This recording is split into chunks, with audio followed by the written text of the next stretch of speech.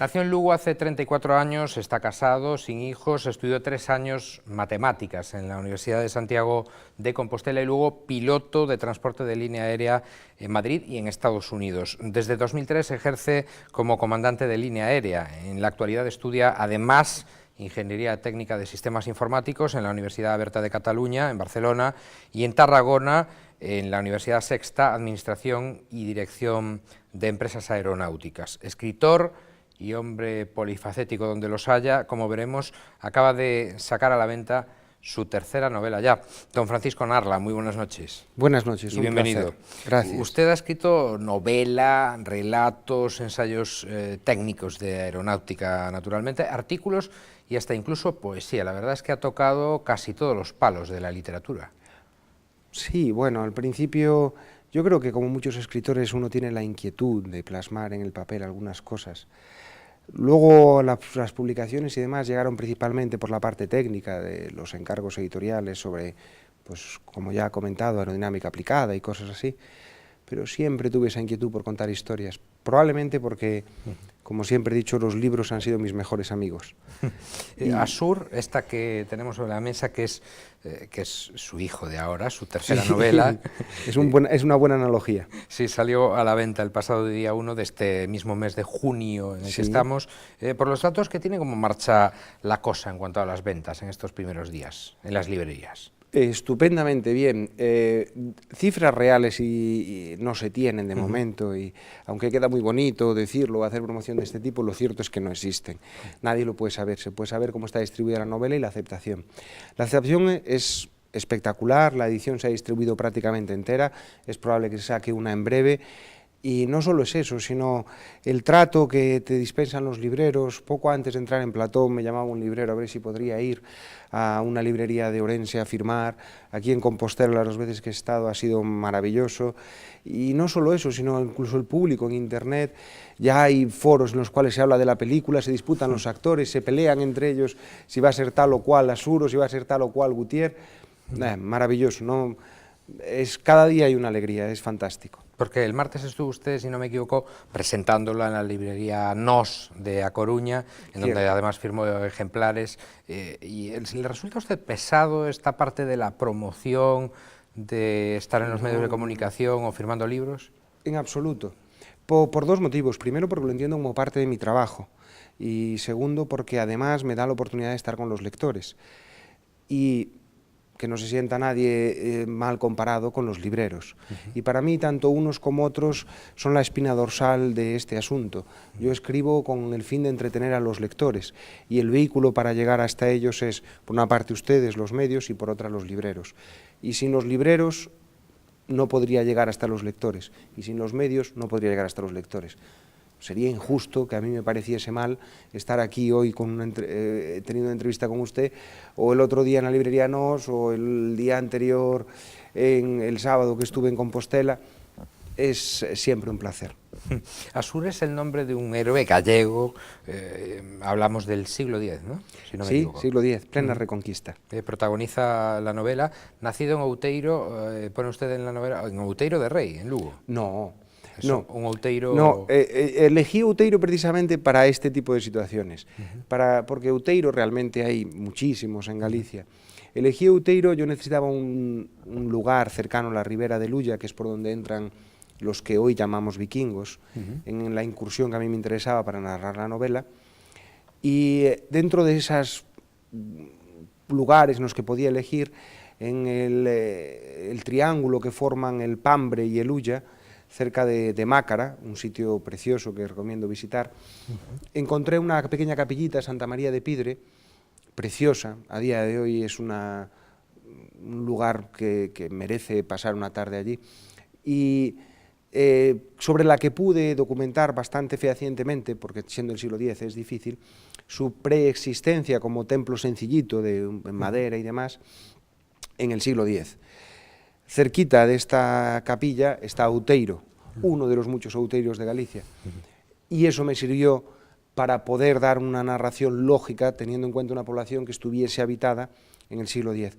Hay que pensar que en esa época de Reconquista no tenemos muchos datos, algunos se contradicen, y que además gran parte de las poblaciones tuvieron, digamos, en varios momentos estuvieron deshabitadas, luego volvieron a habitarse y demás. Había concesiones de tierra por vetría, por posesión simplemente. Los musulmanes atacaban, subían, la frontera variaba y cada pocos años cambiaba de manos un mismo territorio. León a lo largo del siglo X creo que estuvo 3 veces en manos musulmanas, Lugo estuvo poco más de 30 años, luego supongo que gracias a las fortificaciones de la muralla pudimos deshacernos de esa invasión sarracena, y todo este convulso escenario propiciaba que fuera difícil asegurarse de qué poblaciones tenían realmente habitantes en el siglo X y cuáles no. Eligió Outeiro por, como decía, Santa María de Pidre, y porque además necesitaba o quería rendir un homenaje no a un lugar concreto, sino a toda Galicia. Y Outeiro hay muchísimos en Galicia, y me parecía bonito, la verdad. Asur es un personaje de ficción, naturalmente, para ambientar esas epopeyas del siglo X. Como dice usted, en plena reconquista, los cristianos intentando deshacerse de los musulmanes, y en esas llegan los normandos, en este caso, ¿no? Sí, Asur es un personaje ficticio, pero es el nexo de unión entre los distintos elementos históricos que se agrupan en la novela. Efectivamente, durante este siglo X y desde 2 anteriores, y continuó durante un tiempo, España estaba, bueno, lo que hoy llamamos España, que realmente tampoco lo era, porque eran unos reinos en muchas ocasiones peleados entre sí mismos. España, o la antigua Hispania, como yo a veces menciono en la novela, estaba asediada, por un lado por el sur, con los musulmanes. Teníamos del este y demás el Imperio Carolingio, que yo siempre he dicho que tuvo mucha suerte de que estuviéramos nosotros aquí muy cabezotas para repeler a los musulmanes, y no puede que a día de hoy pues todos profesáramos el islamismo en Europa, porque realmente fue así, nosotros frenamos ese avance. Y en ese momento, atraídos precisamente por ese fervor cristiano, si queremos, que fue el que propició que Compostela se convirtiese en el lugar más interesante para la visita de cualquier persona civilizada, porque el cristianismo en ese momento, en todo el orbe cristiano, hay que tener en cuenta que Jerusalén estaba en manos musulmanas, todo el cristianismo a donde quería venir era a Compostela. Y ese interés de todo el mundo, de todo el orbe cristiano en llegar a Compostela, propició que alcanzara en los países del norte una fama, para ellos conocida como Jacobsland, y suponían, como habían aprendido por sus incursiones en Gran Bretaña, que si los monasterios británicos tenían tesoros y grandes donaciones y demás, también los debería ser. También. Efectivamente. De hecho, un detalle muy curioso que yo narro en el libro es que la sede episcopal estaba en Iria Flavia, augusta ciudad, de ahí lo de Flavia, ¿no? A 18 kilómetros de Santiago. Correcto. Pero ¿cuál es el problema? Está al lado de la ribera del río. Y con los primeros ataques vikingos, primero de manera oficiosa, luego de manera oficial, que llegaría, creo recordar que es a lo largo del siglo XI, la sede episcopal se trasladó de Iria Flavia a Compostela, para evitar esa presión normanda, o vikinga si preferimos. Sí. Al sur de Compostela, en Fornelos, falleció el obispo Sisnando en una batalla con los vikingos. Porque es curioso, pero los obispos gallegos siempre tuvieron fama de un poco malotes, si se me permite la expresión. En varias crónicas de la época se comenta que fueron los últimos en abandonar las leyes godas, que siguen asistiendo a los concilios con las espuelas y la espada.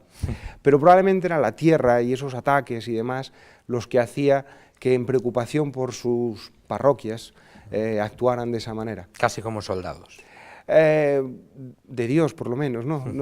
Desde luego eran tiempos difíciles, y teniendo en cuenta que las facciones nobiliarias no siempre se ponían de acuerdo, o que en la incursión que yo narro en Asur, el rey era un niño, Ramiro III, tenía 6 añitos, dicen las crónicas que asistía a las audiencias reales para jugar con la espada de su ayo, pues el poder que ostentaba en aquel momento la Iglesia le permitía reunir a las mesnadas, llamar a infanzones y demás para repeler esos ataques. Y muchas veces, debido a esas facciones nobiliarias que peleaban entre ellas, sin ayuda de ninguna de esas gentes poderosas que estaban al lado de la monarquía. Así que yo creo que es completamente lógico el que actuaran de esa manera. Este joven protagonista de su novela, Asur, colaboró en la resistencia gallega contra los normandos, como decíamos, los vikingos, pero acabó siendo prisionero de ellos y creo que sin animus desvelandi, sin ánimo de desvelar nada del final de su novela, acaba siendo una especie de héroe también para los normandos, ¿no? Bueno, de eso se trataba. Yo creo que nosotros hemos tenido siempre una visión demasiado parcial de los ataques vikingos. Es curioso porque da la impresión de que como solo recibimos de ellos esos ataques, hemos sido incapaces de despegarnos de esa pátina de que eran... Hay un momento que parecía que nacían del mar y que solo había hombres y todos eran barbados, llevaban hachas y venían aquí a hacer daño. No, es verdad, había... Yo tenía interés en mostrar la sociedad vikinga desde un punto de vista mucho más natural, sus cultivos, su forma de cooperar, su comercio, sus ciudades. ¿Llegó a ir usted a esos países, a visitarlos para...? Sí, claro, yo lo que no pude hacer fue viajar al siglo X, pero lo que sí hice fue viajar en lo posible a todos los lugares. Es difícil. Ahora que estaba hablando de esta sociedad y tal normanda, estuve en lo que en aquel entonces era Nidaros, hoy es Trondheim. En Asur se narra cómo se comienza la catedral de lo que sería luego la catedral de Trondheim por Olaf Tryggvason. Se narra la llegada del cristianismo a Noruega también, bueno, que también como España era una Noruega dividida y no estaba claro cuáles eran los límites del país. Y retomando en cuanto a la pregunta anterior, se muestran también esas intrigas políticas, esas divisiones, esas facciones y tal. Y probablemente en ese sentido el cristianismo fue una de las cosas que unió o que sirvió de vaso conductor o de hilo conductor a toda la población. ¿Cuál es el tema real de su novela? Es decir, ¿es el valor, es el dolor, la epopeya en general? Hombre, yo querría pensar que se trata para definirla así en breve, me gustaría pensar que es una gran historia. Una historia de 40 años de vida en la cual el héroe se ve forzado a convertirse en héroe sin querer serlo. Una historia de tintes clásicos. Pero bueno, ¿qué va a decir un padre de su hijo? Es decir, a mí me parece que quizás si tenemos que darle un par de matices, pues probablemente el valor y la superación. Cuando escribe uno una novela como usted de 960 páginas, casi 1000 páginas para simplificarlo, ya tiene su estructura completamente en la cabeza antes de empezar a escribir, hace usted un croquis general, porque esto debe ser harto complicado. Esto siempre me fascinó del novelista. Lo cierto es que yo le voy a responder lo que hago yo, pero no es un patrón común. No, cada uno tiene su sistema, ¿no? Sí, la verdad es que es curiosísimo, desde los más peregrinos hasta, yo creo que era Twain, el que empezaba a las 9 y acababa a las 5, y cuando sonaban las 5 dejaba la palabra a medias, si le hacía falta. Yo personalmente distingo a la hora de escribir entre lo que es mecanografiar o teclear sobre el ordenador y lo que es desarrollar la historia. Yo tengo la costumbre de no ponerme a mecanografiar, a teclear, hasta tener la historia por completo en mi cabeza. Sí, a veces tomo notas o hago un pequeño esquema para intentar sintetizar ciertos puntos de la novela, pero casi siempre uso la cabeza lo más que puedo, sobre todo porque además es una herramienta que te permite, pues, en un semáforo en rojo, paseando, dando un vistazo por las preciosas calles de Compostela, ir estructurando ciertas cosas que tú quieres en la novela. Además le permite a uno mismo, pues, el determinar unas frases o un matiz que quiera dar. Y luego me pongo a teclear, a escribir, pero cada escritor lo hace de maneras distintas. Por cierto, el oficio de escribir es una esclavitud, entiéndame usted, lleva usted un contenido en la cabeza, la obligación, digamos, de tener que plasmarlo en un papel, quiera o no quiera, ¿es una esclavitud? Bueno, sí, en ese sentido sí. Como escritor, y yo creo que todo escritor que lo es de corazón, tiene esa necesidad de plasmar esas ideas, de plasmar eso que está viviendo. Por ejemplo, hablando de Galicia y de Compostela, paseando por Compostela para visitar bibliotecarios, para visitar arqueólogos, con todo el mundo con el que hablé, para tener relaciones a través del campus y de la facultad con la Universidad de Bergen y de Oslo, que tuve que hablar con ellos por varias cosas y tal. Yo me paraba por las calles de Compostela descubriendo maravillado cómo, por ejemplo, lo que hoy conocemos como Villar era la Rúa Villare, o que la Novus era la Rúa Nova, es hoy la Rúa Nova, sí. O que el Franco existía, o que a Raíña, el callejón de Raíña, pues era el lugar de las tabernas de paso de los peregrinos, y que el preguntoiro era el preconitorium, el lugar donde se exponían los pregones al pueblo. Pero está hablando usted del siglo X. Del siglo X, sí, Caramba. del siglo X, del siglo X. Pero claro, lo maravilloso de eso es que uno a día de hoy se pasa por esos mismos adoquines, sillares, y toca esas piedras, y esas tardes de lluvia entresolada que tenemos en Santiago, ves el brillo en el granito, los líquenes, y te puedes sentir en el siglo X si quieres. Cuando tienes esas sensaciones, cuando paseas por platerías y piensas en que en el siglo X había orfebres judíos que vendían en las platerías el trabajo que hacían, yo tengo la necesidad de contarlo, de expresarlo, de que la gente pueda viajar a ese siglo X y tener esas mismas sensaciones, de virar en cualquiera de las esquinas de Compostela e imaginarse a un infanzón vestido con cota y tabardo que va a hablar pues con el obispo Rosendo. ¿Pero qué espera usted ahora que ya está hecho, que ya tiene usted su hijo aquí, como decíamos, encima de la mesa? ¿Qué espera usted de la novela? ¿Que la lea mucha gente, llegar a sus corazones?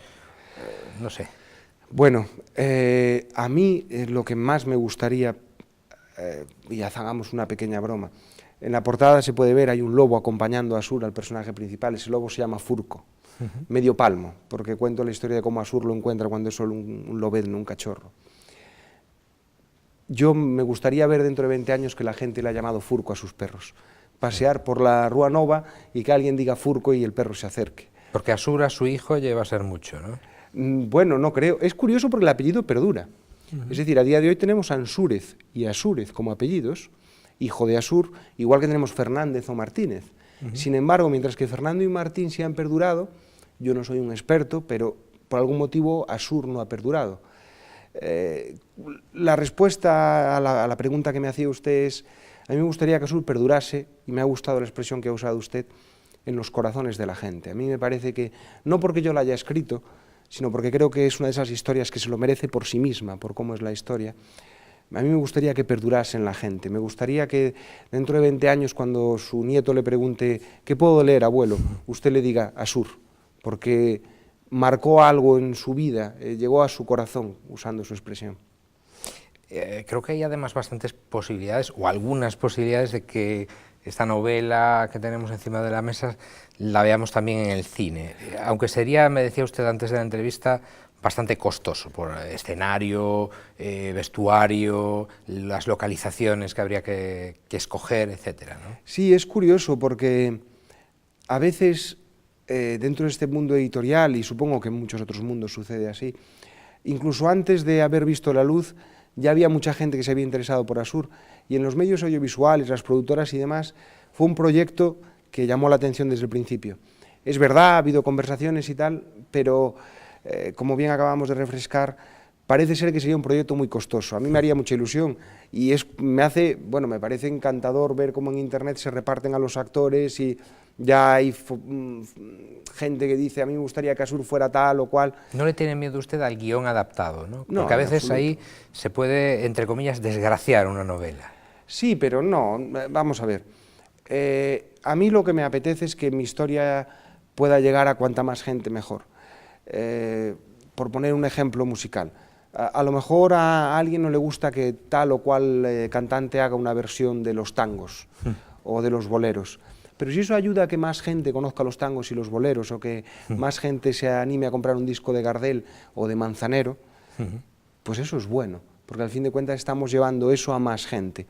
Que a mí me gustaría que fuera una producción pues tipo El Señor de los Anillos, con 3 películas de 4 horas para que cupiese toda la historia. Pues claro que me gustaría, y también me gustaría ganar la lotería, me gustarían muchas cosas, pero no le tengo miedo. Cualquier cosa que sea para promocionar la propia historia me parece bien. La mitología gallega y en general Galicia son un común denominador en sus 3 novelas. Recordamos y refrescamos la memoria de las que no los hayan leído o de los que los hayan leído también: Los lobos del Centeno, del año 2009, y Caja Negra, de 2010. Esta última me imagino que tendrá que ver con la aeronáutica, ¿no?, con su profesión. Sí, un poco, pero bueno, parcialmente. Uno de los personajes es un piloto de línea aérea de largo radio. Y sí, Galicia ha sido, es y será siempre uno de los personajes de mis novelas. Yo adoro esta tierra, adoro su cultura, adoro su gente, no solo en mis novelas, Tenemos, gracias al apoyo de algunas instituciones y demás, un proyecto llamado Lendaria para recuperar la cultura más ancestral. Y la tradición mágica también, ¿no? Sí, porque yo creo que es importante el salvaguardarlo. Siempre pongo el mismo ejemplo. Hay países, no digamos el pecado y no el pecador, hay países que tienen 3 o 4 piedras y se consideran lugares importantísimos de turismo. En Galicia, creo que el último recuento era alrededor de 3.000 castros.